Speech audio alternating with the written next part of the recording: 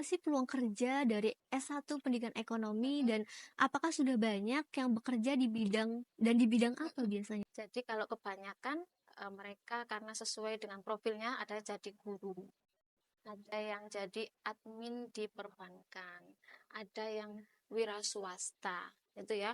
Kemudian kebanyakan juga baru-baru ini ada alumni kita yang jadi seorang konsultan, gitu ya. Terus kakak kelas kalian ini belum lulus juga ya, itu buka apa namanya pisang kres apa itu sudah Wih, omsetnya sudah lumayan besar sekali. Ini jadi kalau dilihat dari profil lulusan udah sesuai ya. Jadi guru itu 50% lebih. Ada yang wira swasta karena kita juga membentuk seorang edupreneur dan juga ada yang kerja di perbankan.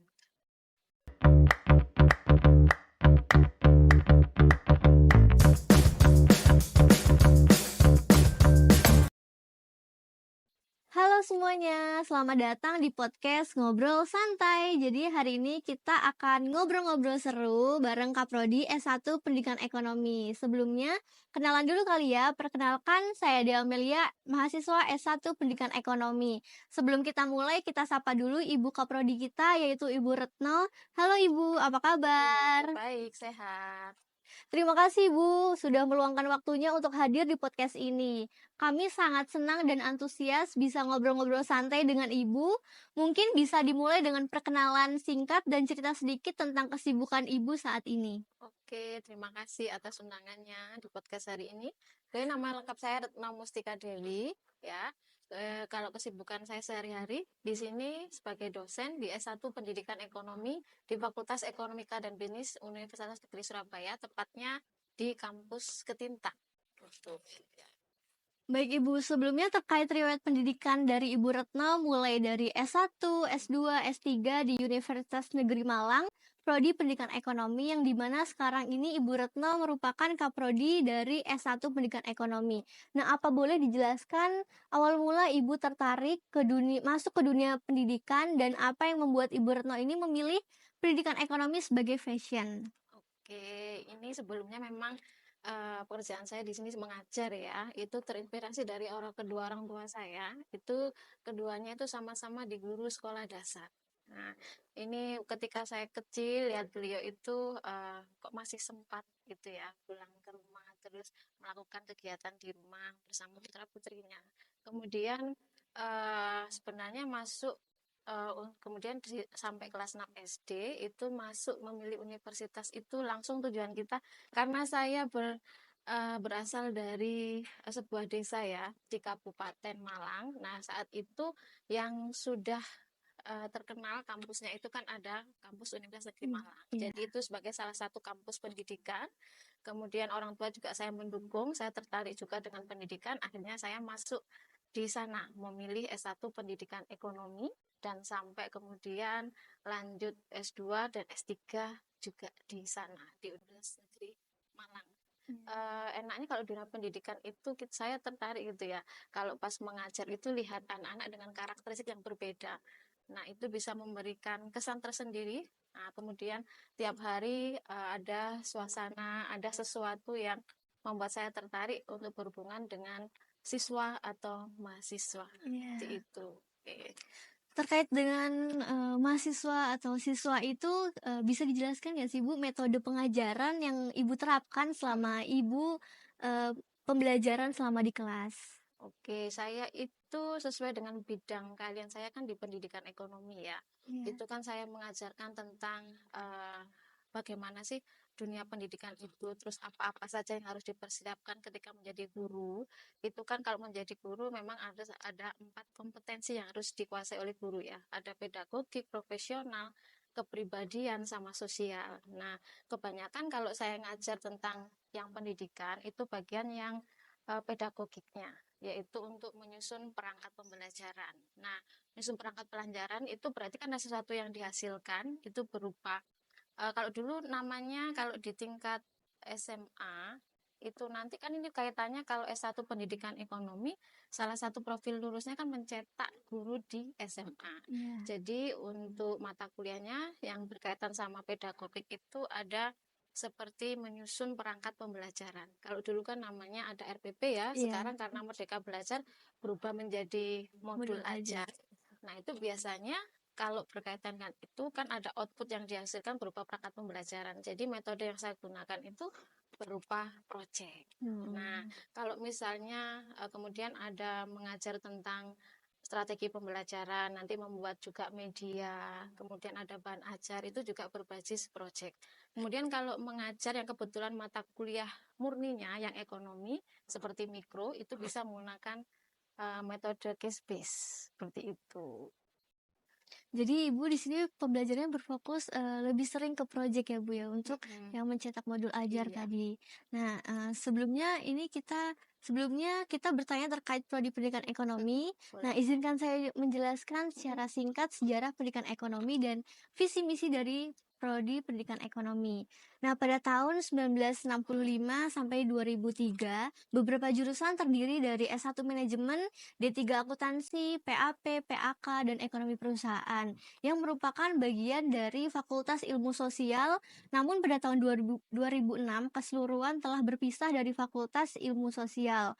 Kemudian berdirilah Fakultas Ekonomika dan Bisnis pada tahun 2006 sampai dengan 2011 yang meliputi jurusan pendidikan ekonomi, manajemen, akuntansi. Nah, namun pada 2014 FEB ini memiliki 4 jurusan, yaitu pendidikan ekonomi, manajemen, akuntansi, ekonomi. Hingga sekarang, pada tahun 2011, jurusan pendidikan ekonomi memiliki 4 prodi, yaitu pendidikan ekonomi, PAP, PAK, PTN. Namun terkait perubahan tahun kemarin, nama dari PAP itu sudah berganti menjadi PB atau pendidikan bisnis. Hingga saat ini jurusan dari PE terdapat 4 prodi. Nah, kemudian visi program studi pendidikan ekonomi ialah menjadi program studi yang bereputasi di Asia Tenggara dalam bidang pendidikan ekonomi tahun 2025.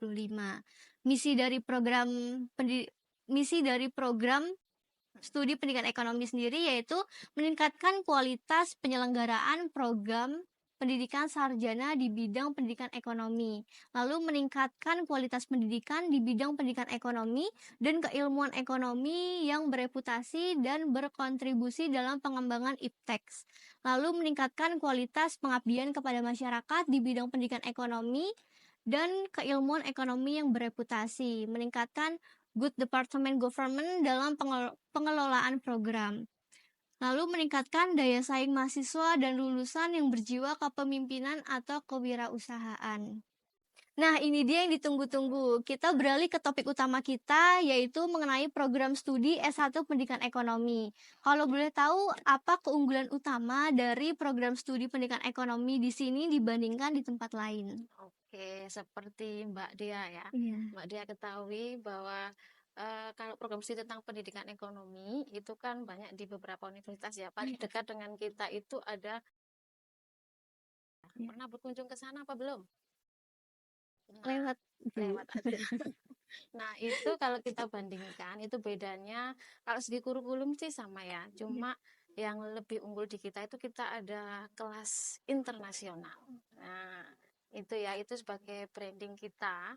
Jadi bedanya apa sih dengan ini? Kalau kelas internasional ini kan berarti kalau di kampus kita, universitas kita itu hanya masih 2 atau 3 fakultas yang membuka kelas internasional. Yang pertama ada FIPA, kemudian ada FEB itu ada kelas internasional sejak tahun 2018. Nah, sekarang progresnya semakin baik. Nah, itu kelebihannya apa? Kalau dibandingkan sama reguler di UNESA sendiri itu, jadi nanti ketika semester 6 atau 7, itu kan kalian menempuh ada PPL sama KKN. Nah, itu kalau kelas internasional dikhususkan nanti itu bisa KKN atau PPL di luar negeri. Nah, kebetulan kemarin kalau di S1 Pendidikan Ekonomi sendiri itu sudah ada kakak kelas DEA ya, Iya. angkatan 2020, 2019 ya, yang sudah kemarin itu PPL di Malaysia, ada yang kemarin baru pulang dari Filipina, terus ada juga yang program kredit unit apa 1 bulan itu di Korea. Nah, itu keunggulan kita ya, ada kelas internasional. Itu kalau saya lihat itu kalau itu belum internasional tapi masih bilingual gitu ya. Tapi programnya kemungkinan ya lebih di sini ya. Itu kalau dari segi ini ya. Kemudian kalau dari segi pembelajaran kurikulum itu kita ada pembelajaran ekonomi digital.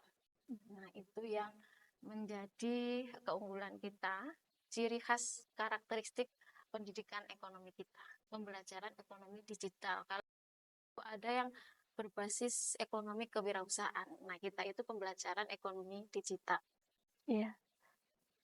Tadi kan Ibu sudah mengatakan bahwa ada ekonomi digital. Lalu di sini saya ingin bertanya, apakah pembelajaran S1 pendidikan ekonomi sendiri ini hanya fokus pada pendidikan ekonomi atau kan tadi kan ada ekonomi digital atau adakah pembelajaran lain di luar itu?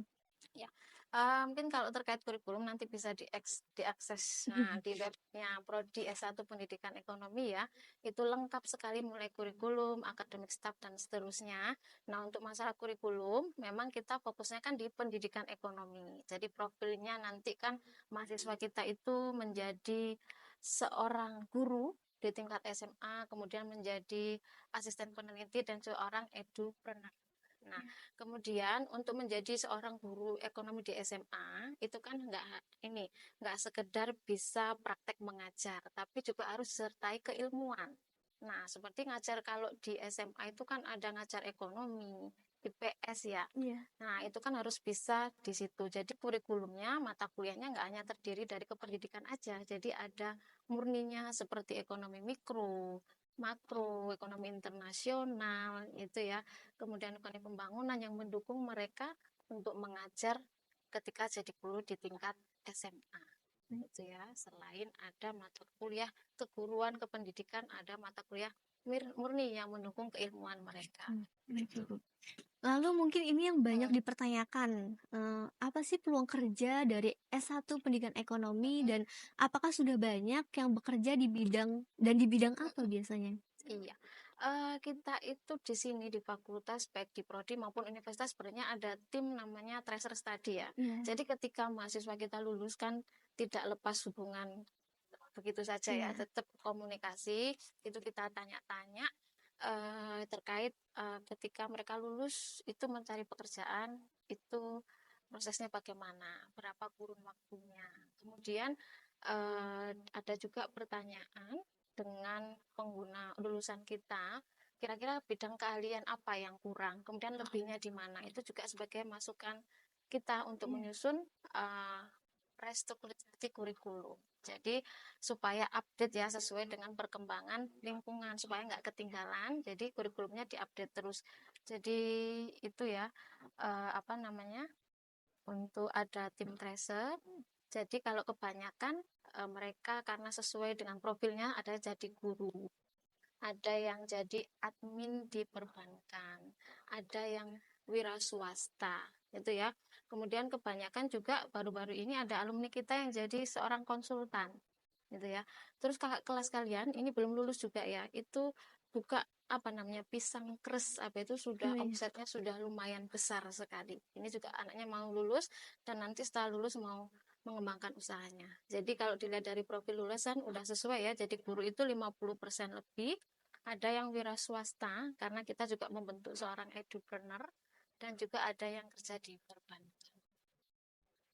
Setelah mendengar dari jawaban Ibu Retno tadi, buat kalian yang mau daftar atau mau masuk ke S1 Pendidikan Ekonomi jangan takut karena peluang kerjanya itu nggak cuma jadi tenaga pendidik ya Bu ya. Kita juga diajarkan menjadi wirausahawan, peneliti dan lain-lain ya Bu ya. Lalu apakah ada organisasi yang menaungi prodi Pendidikan Ekonomi di luar perkuliahan Bu dan jika ada apa saja kegiatannya kalau boleh tahu? Organisasi ini apa kayak UKM gitu ya? Iya Bu. Itu banyak sekali, ada 56 gitu ya. Nanti silahkan ditelusuri itu ya. Kemudian kalau di prodi sendiri itu kita ada himpunan mahasiswa prodi ya, itu yang menjembatani antara prodi dengan mahasiswa ya. Di situ kemudian kegiatan-kegiatan mahasiswa juga ini ya terkait dengan pencapaian kinerjanya prodi. Jadi selalu berhubungan ya. Baik Ibu. Nah, sekarang ada pertanyaan dari Instagram nih Bu. Banyak mahasiswa baru yang bertanya tentang program Kampus Merdeka, khususnya itu program pertukaran mahasiswa atau PMM. Nah, pertanyaannya itu adalah jika mengikuti program PMM ini, apakah harus mengulang mata kuliah di semester tersebut? Oke, ini yang pertukaran itu ya. Iya, Ibu. Kalau menurut pedoman peraturannya itu bisa dimulai di semester 3. Sebenarnya kalau pertukaran itu kan istilahnya menempuh di semester yang sama, kemudian hanya tempatnya di universitas lain, gitu ya. Jadi untuk mata kuliahnya sebisa mungkin itu antara yang ditempuh di semester tersebut antar kedua universitas itu sama. Jadi misalnya kalau Mbak Dea itu sekarang semester 3, jadi itu mahasiswanya daftar kan mencari-nyari kampus yang kira-kira mata kuliah di semester 3 ini yang kebanyakan keluarnya di semester yang sama itu di kampus mana dilihat. Itu kan maksimal ada 20 SKS ya di luar kampus menempuh. Nah, itu misalnya keluar ekonomi pembangunan, di sana namanya apa? Kemudian mata kuliah ekonomi moneter, perencanaan pembelajaran, di sana kampusnya mengeluarkan enggak? Gitu ya.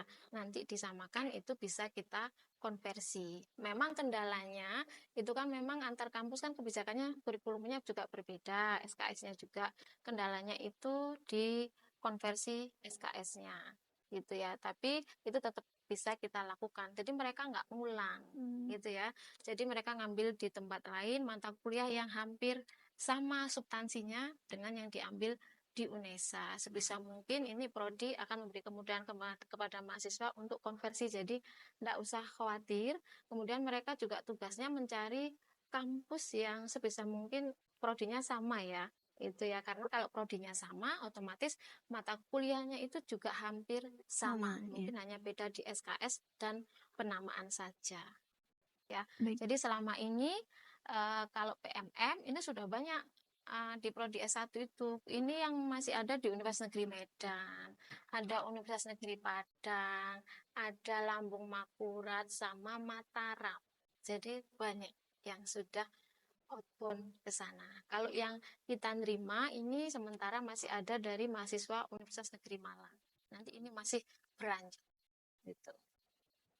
Jadi buat kalian yang bertanya mengenai PMM tadi, itu tidak perlu mengulang, tapi kita harus menyesuaikan mata kuliah di universitas tersebut dengan mata kuliah di kampus Kampus kita. kita.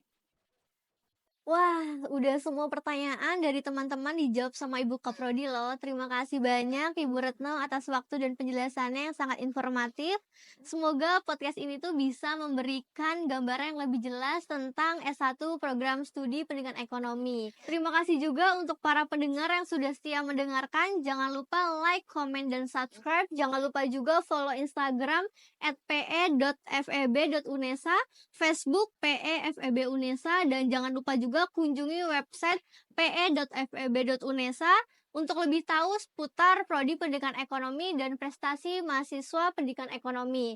Sampai jumpa di episode berikutnya. Dadah.